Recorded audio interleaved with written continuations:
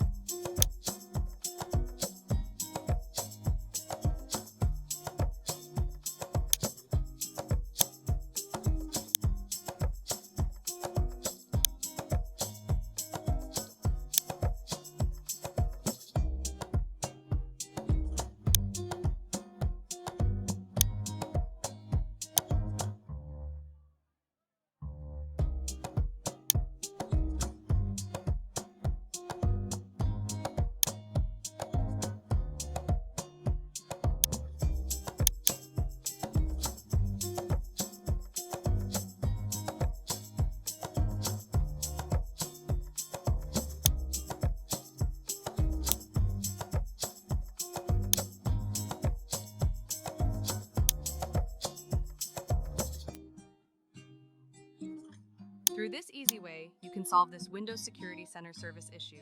If you find my video helpful, then don't forget to subscribe, like, and comment. Thanks for watching.